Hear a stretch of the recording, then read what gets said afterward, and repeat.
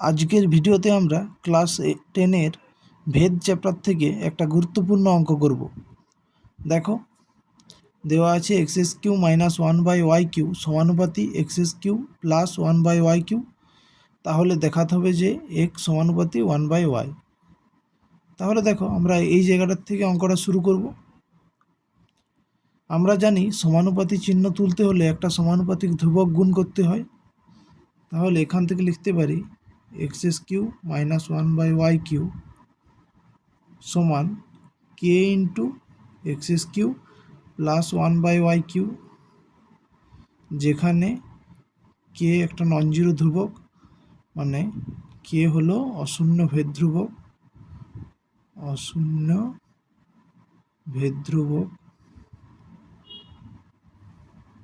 তাহলে দেখো এখান থেকে আমরা লিখতে পারি কেটা যদি এদিকে নিয়ে আসি, এটা এদিকে নিয়ে যাই, তাহলে এখান থেকে পাবো ওইভাবে x³ + 1/y³ divide by x³ - 1/y³ সমান 1/k। তাহলে দেখো এবার উভয় পক্ষকে আমরা যদি যোগভাগ করি, তাহলে দেখো কি পাবো, x³ + 1/y³ plus x³ - 1/y³ divide by x³ + 1/y³ minus x³ + 1/y³ সমান 1 + k ডিভাইড বাই 1 - k।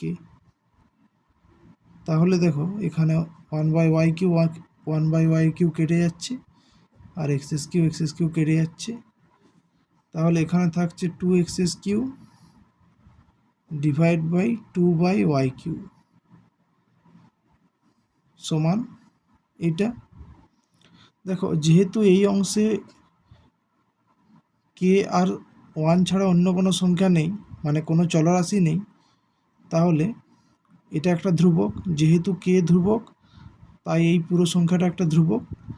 তাহলে এটাকে আমরা অন্য কোনো রাশি দিয়ে লিখতে পারি। তাহলে এটা সমান m ধরছি।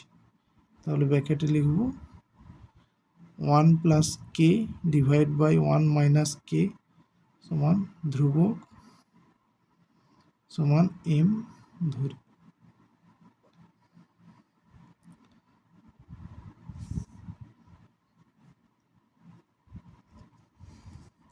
তাহলে দেখো এখান থেকে 2 কেটে যাবে, এখান থেকে পাবো x³ সমান m। তাহলে এখান থেকে এর পরের অংশটা এখানে লিখছি। তাহলে দেখো উভয় পক্ষকে যদি এইটার ঘনমূল করি, তাহলে কি পাবো, xy সমান √m। ব্র্যাকেটে লিখে দেবো ঘনমূল করে পাই।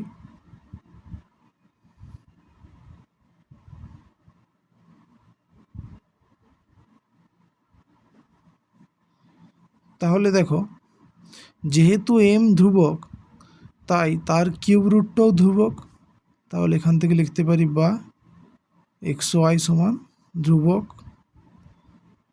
আমরা জানি দুটি সংখ্যার গুণফল যদি ধ্রুবক হয়, তাহলে সংখ্যা দুটি পরস্পর ব্যস্তানুপাতিক হয়, অর্থাৎ x সমানুপাতি 1/y। এটাই প্রমাণ করতে বলা হয়েছিল। তাহলে প্রমাণিত।